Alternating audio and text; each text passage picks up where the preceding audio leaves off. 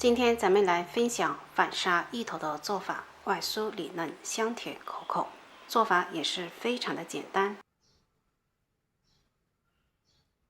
一个大芋头，先去头去尾，头部要多切掉一些不粉的部分，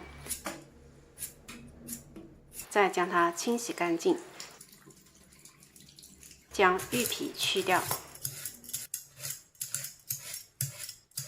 先切圈，再切成小块，切好熟肉盆中。再来切点葱花，切好熟肉碗中。锅先肉，再下油，油温6、7成热即筷子放下去，迅速冒泡。将芋头块下入锅中，中小火慢炸。 刚下锅的芋头里含有水分，所以都沉在油底。随着水分的蒸发，它会浮起油面。炸至表皮发硬，用筷子轻松炸透就可以先控油捞出了。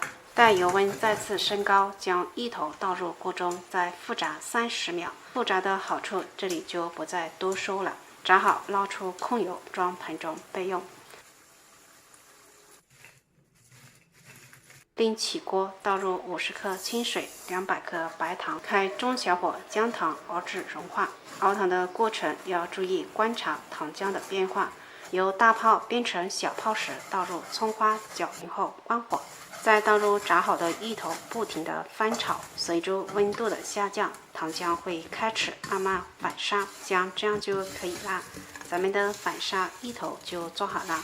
看似很多糖，其实就是芋头表面裹了一层薄薄的糖霜，不会太甜，口感外酥里嫩，超香。喜欢的朋友可以在家试一下。